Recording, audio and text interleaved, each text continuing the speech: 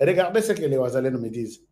Balobi, HK, s'il te plaît, est-ce que tu peux partager cette image aux Congolais, leur dire que cet homme, Azo Kenenaba, 100 ans, cet homme, Azo avoisiné, 100, Azanaba 90 quelques, il vient d'être réélu pour la, je ne sais pas moi, quantième fois.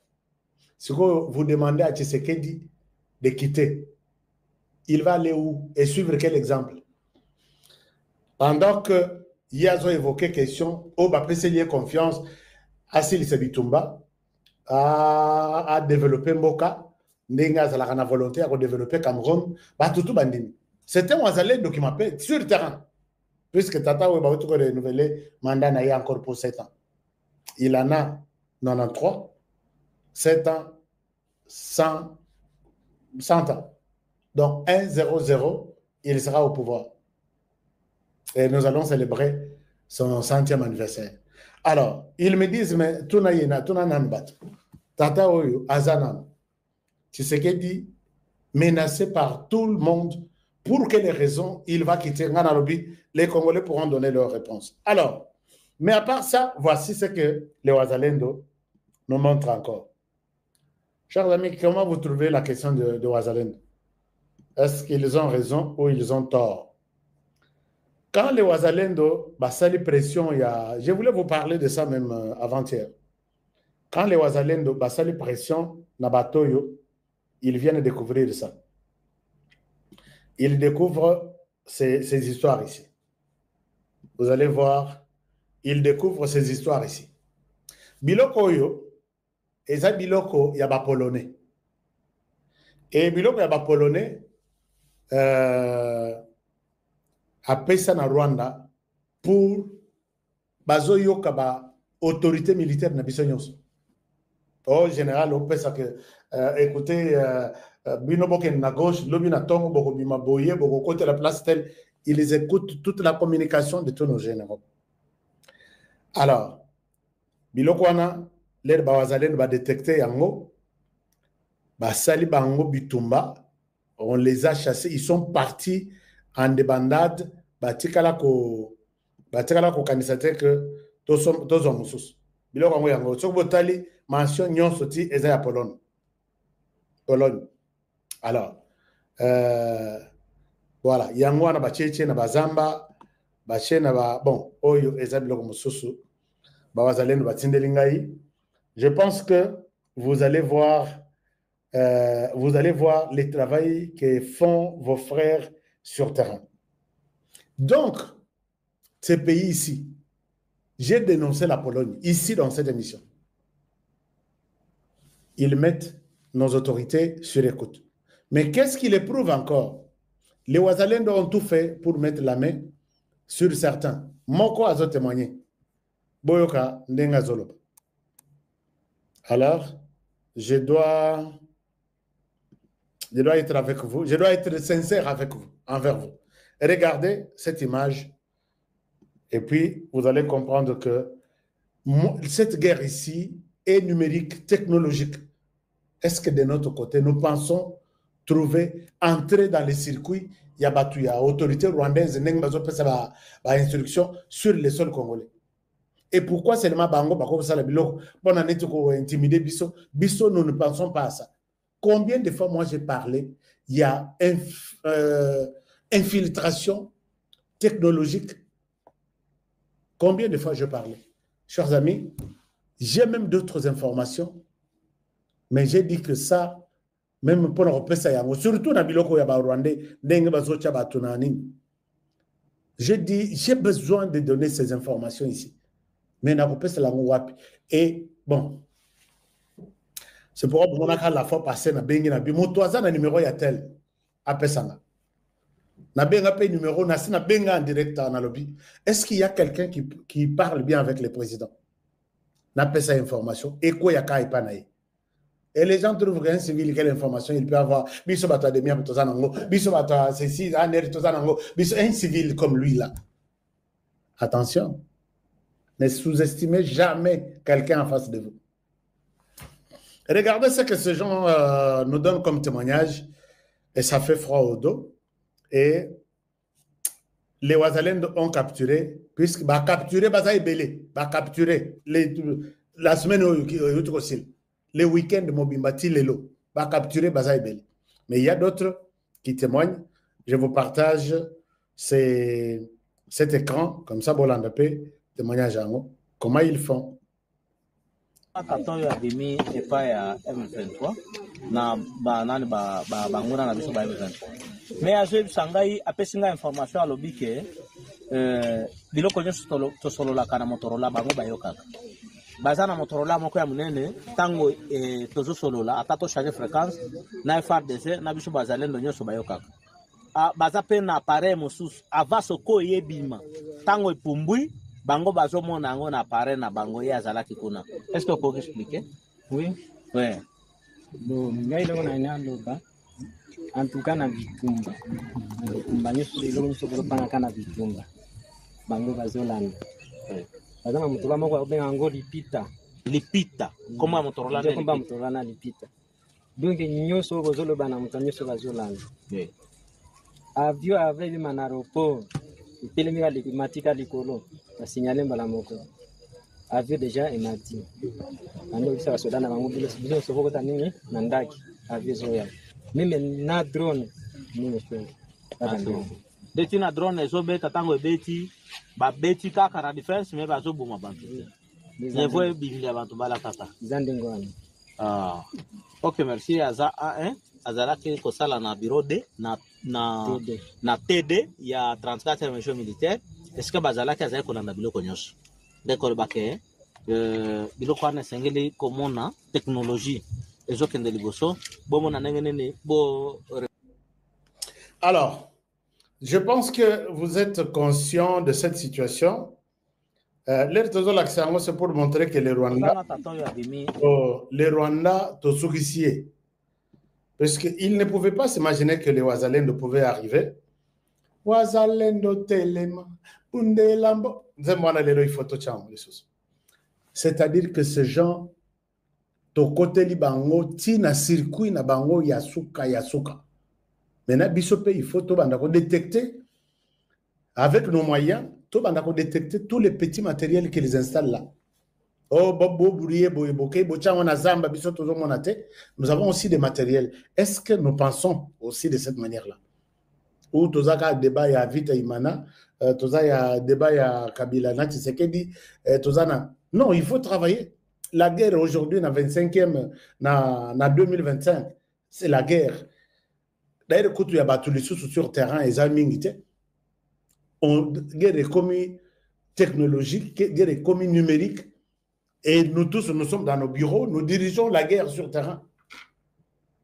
Est-ce que nous pensons aussi à ça? Bon, ça, c'est une question que je pose aux gens. Comment est-ce que les gens, les Ouazalais me posent la question aujourd'hui? Monsieur Honoré, oui. Commandant, général tel, oui. Général Oyo, Azalaka, na rébellion. Général Oyo, Azalaka pour les M23, CNDP, RCD. À Longwa, à côté de l'armée. Armée na biso ba côté bango na mouvement ndenge ba négociation ezalaka. À côté de la CPLT ba nommé yé quelque part à zonga na rébellion. À zonga na rébellion et yé ko commencé en 2009 à yé ko kota lisusu na armée. Na armée dernièrement l'air ba vote ba nomaki yete l'air tu sais que da nommé yete. À longwa na armée à côté na mouvement na bango ya ba rébellion. Et puis à zonga non, wana à côté ce que azonga na FRDC avant d'entrer à Tshisekedi. Tshisekedi à côté azana FRDC et voilà les lots aujourd'hui, on l'envoie toujours dans la même zone.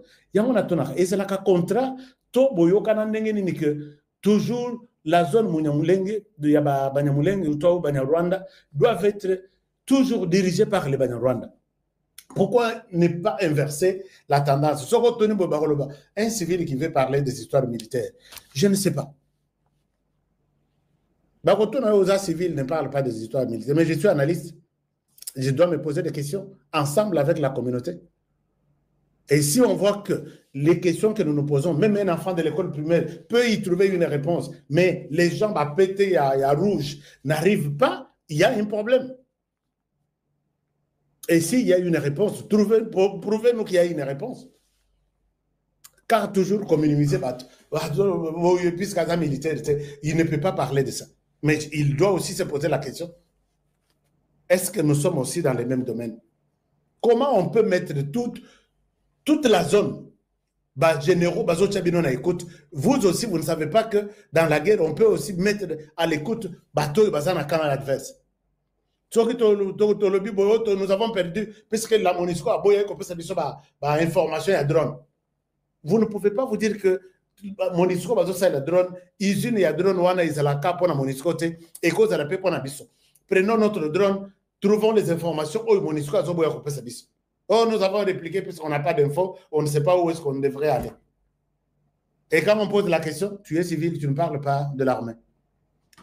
C'est une complicité. Tout analyste comprendra que les silences égale synonyme, il y a complicité. Chers amis, je pense que cette émission est si je dois rappeler certaines informations importantes pour votre information, s'il faut que je me répète. Dès loterie, on a arrêté un peu. Discussion ici au niveau du gouvernement américain. Dès qu'ils vont terminer, nous allons vous dire avec exactitude. Banamboka bakongomani nyonso partout dans le monde bisika bozali kolanda ngai et eza moko abino déjà na kombo ya président Lola oboyebi comme l'habitude apesa kabino ba actualité vrai et toujours pour défendre notre République démocratique du Congo. Bo s'abonner, bo liker et bo commenter. Toko parler sur ce qui se passe dans notre République démocratique du Congo. Otiko landa bae bazaki na doa ndenge bazaki kolela. Otiko mona le président israélien Otiko zala awa bakuta ina mokonza mboka ndenge abinaki mutu ashibino moko bomoni na niveau ya aéroport ya Njila azako bina mutu ashi. Après, tu vas s'entamer qu'est-ce qui se passe dans l'est de la République démocratique du Congo. Bomona qui peut les sous maman au pasteur, il y a États-Unis d'Amérique, à Komaki na kata République démocratique du Congo, Kosola na mokonzambo kapé, bomona qui le lengeni ni yemoko alobaki dans 52 jours. L'histoire va changer en RDC. Voilà, bozala branché, connecté, boyoka tokosola nini. Voilà banamboka. Biliaki bango bikoki. Kagame a accepté d'aller à Washington. Liboso abana kobo ya lobeki akokende Washington te puisque azakomona keno et pas na bango intérêt moko ezate. Mais lelo accepté pourquoi? Bolanda bokoyoka. Kaka ba proche na ye. Ba ebisie boye. Oh non, soto sali pour la République démocratique du Congo et simbité. Alors, to forcé avec les États-Unis d'Amérique pour ceux qui te causent l'aventure. Peut-être lobby et comme la biso problème sous. Et d'abord, population balingiote. Monsieur le président de la République démocratique du Congo a comité na niveau ya ko inisayo na population na yo moko. Et le monde entier, basé sur la posate, il y a qu'au sentir biso des Rwandais. Alors, pour ne pas chercher des problèmes avec les Américains, tout ça, l'effort 20 au 23, tout ça, à niveau des États-Unis d'Amérique, Toyoka, Bakoyeb Sabisonini, Susazu, il y a qu'au signer, tout signer kaka, puisque Mabe et Zamakasi pour Nabiso Barwandais. Chers Congolais, des Congolais ne savaient pas le président Félix Abanda Kolukanine.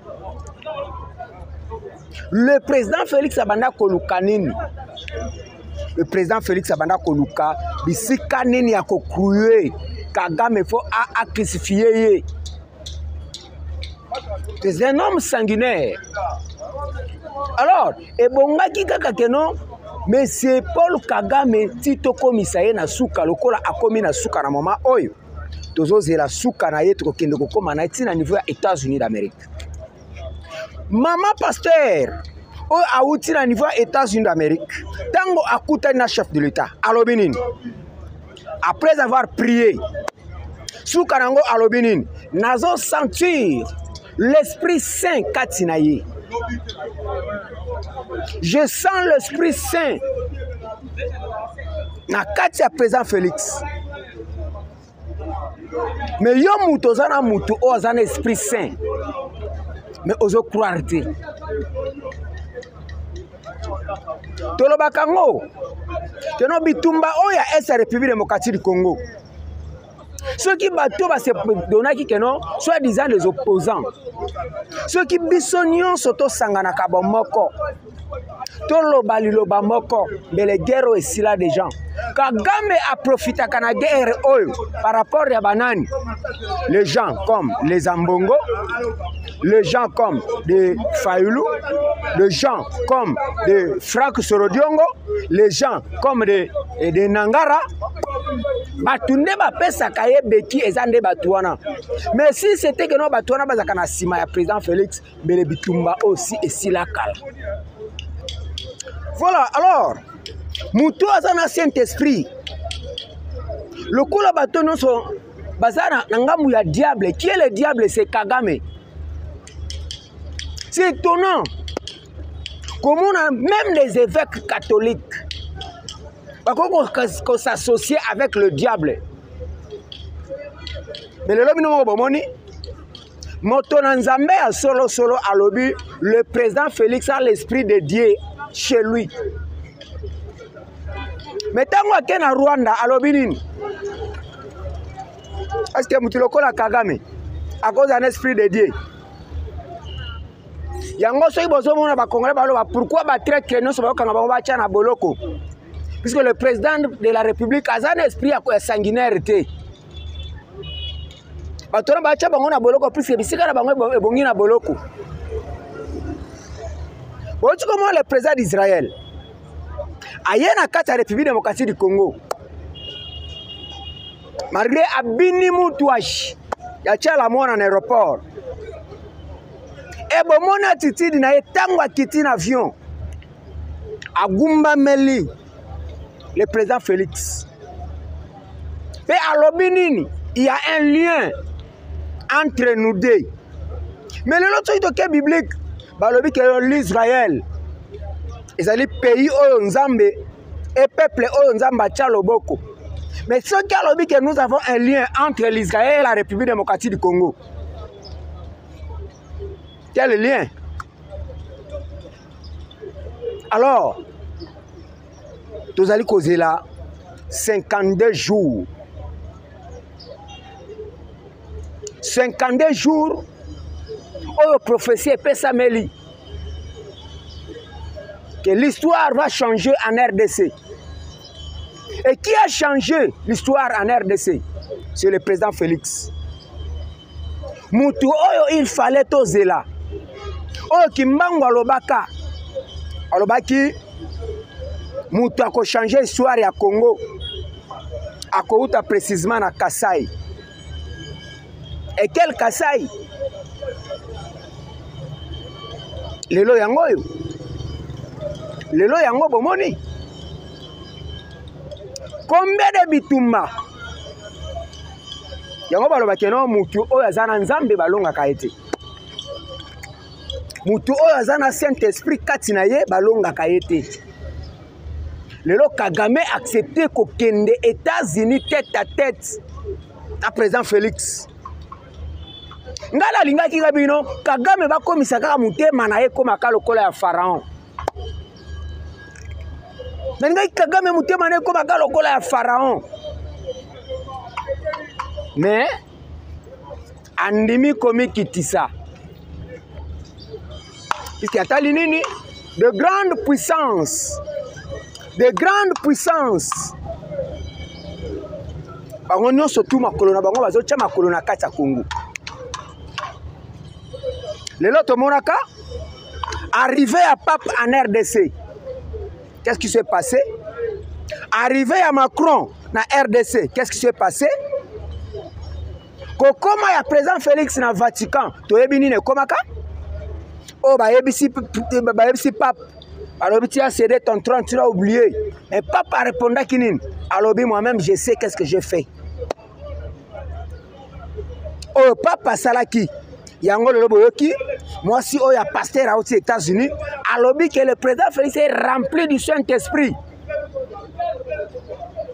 Lelo na est République démocratique du Congo boyoki o eleki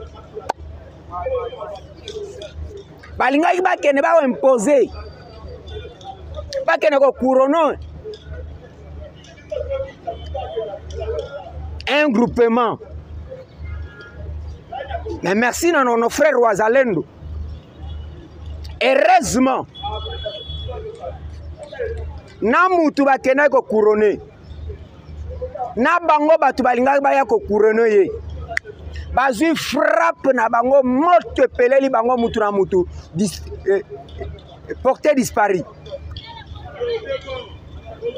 Lelo Kagame banda ko pesa deux conditions. Na deux conditions wana robeke no avanga na koma na doa. Avanga na kende États-Unis, deux conditions.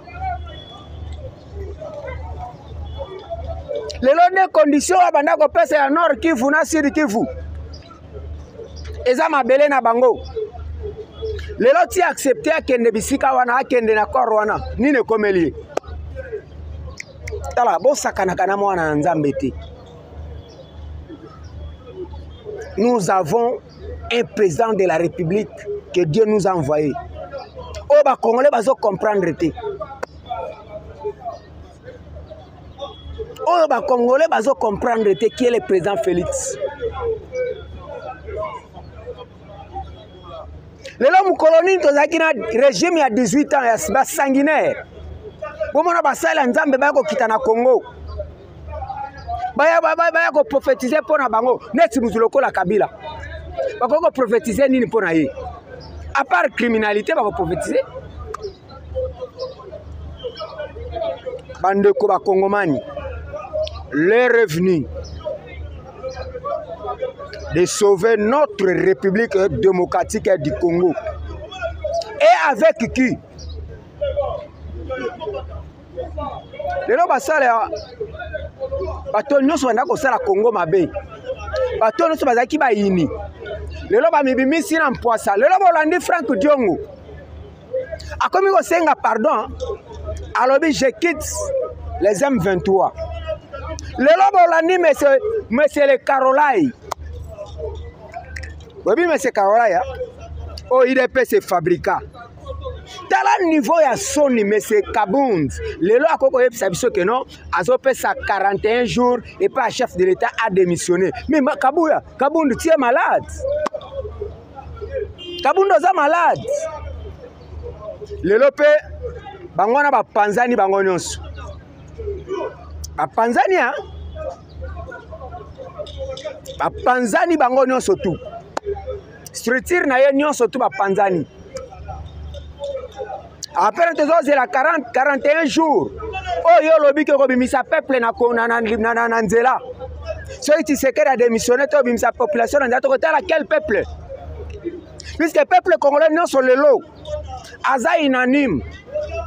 Ayebi azotala musala oh tu sais que da osala. Le peuple congolais non sabi que non mutu aza numéro 1 aza na souci à République démocratique du Congo, c'est le président Félix. Si vous bimisa batu betuni no bimisa po yebisa bango nini.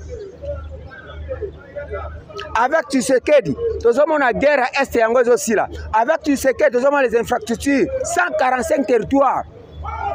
Le lot avec Tshisekedi, tout Congo en chantier. Vous voyez comme ça peuple pour qu'on s'abangue le conine. Toyeba ki keno bozala ki batu oyo boya ki koko saba congolais keno vous êtes des Congolais mais vous n'êtes pas des Congolais. Bozala ki batu oyo banda kolia na Kabila en cascade. Bozala ki batu no lia na Kabila en cascade. Mais le lot Congolais nyonso atimbeli bino. Le lot le quand même na micro balader. Mais quand on tourne mabe ati président Félix peuple a kondimango ata mukete puisque ayebi que non mutulelo azola mukapo na souci ba congolais c'est le président Félix. Bana mboka merci.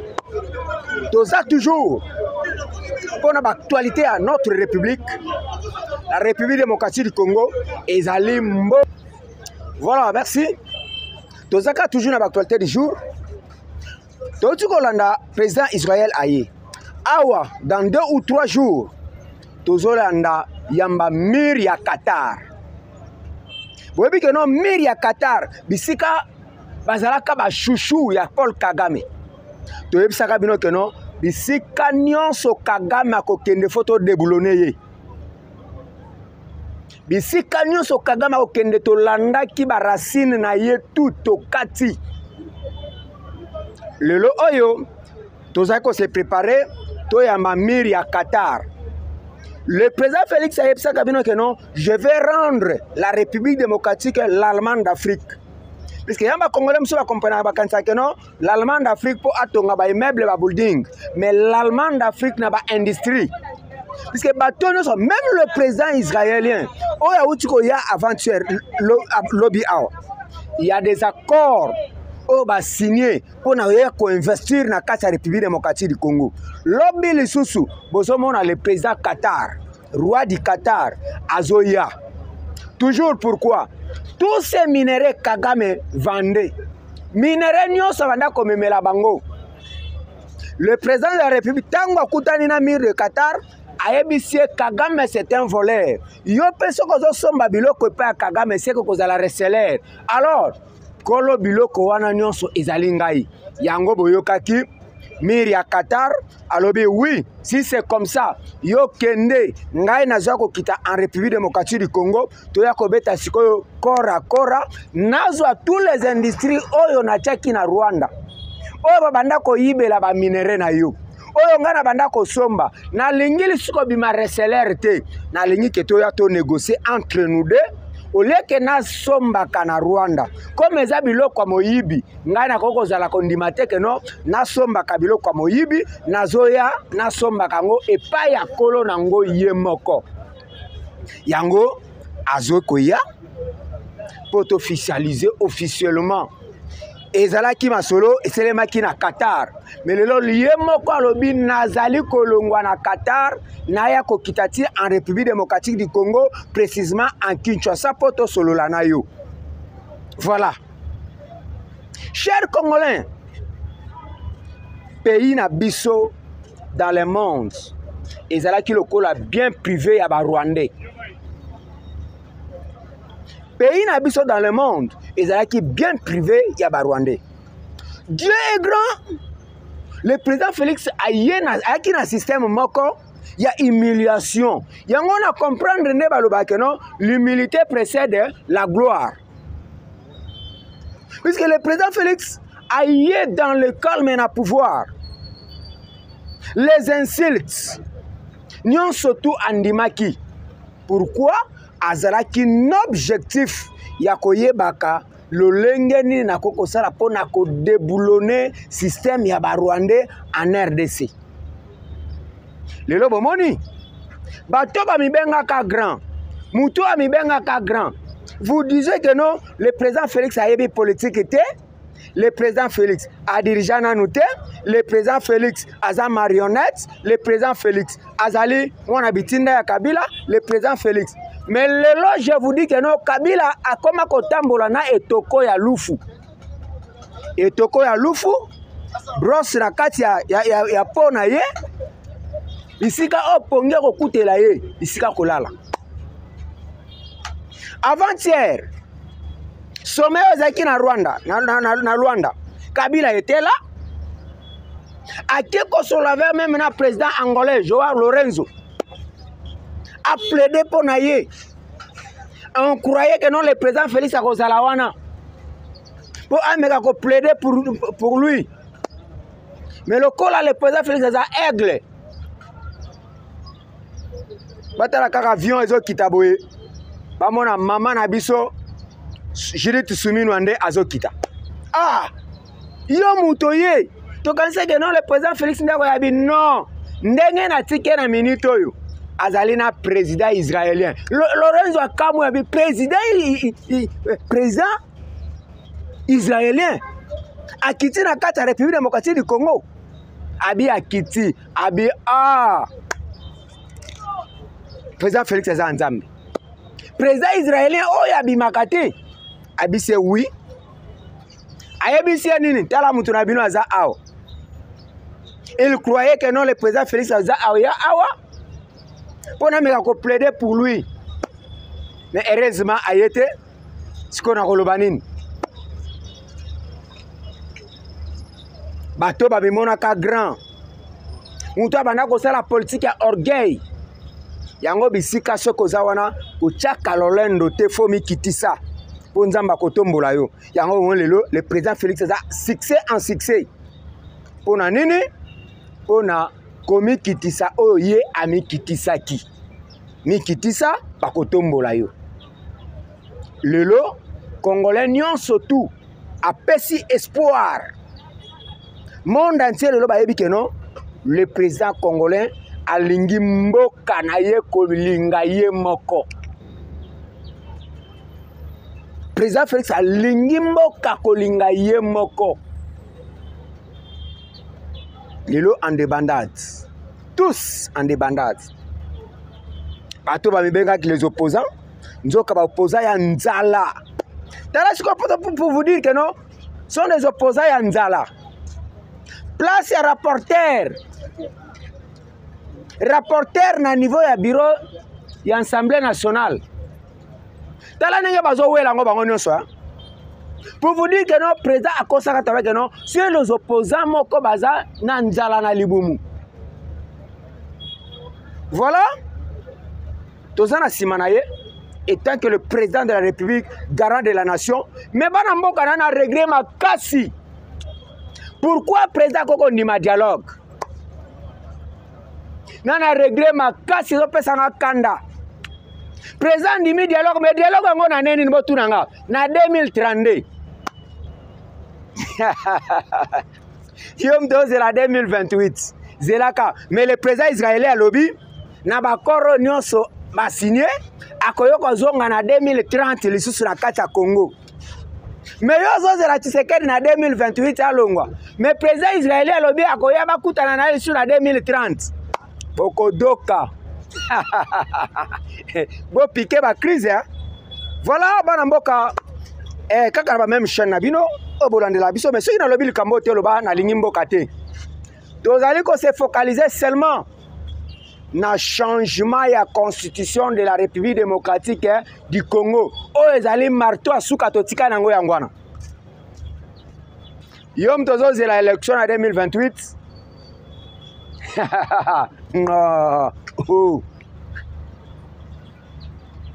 Ce que c'est la élection en 2028. Ya. Depuis peut-être au websoni hein. Mais j'avais les alanango ya 50 feza ya 100 fois pesa. Obetika mwa mukeka na kopo 500 kana miliki koyoka ngo bien. Okokufa kuto ko mituna te mutako tuno kuta kozala te.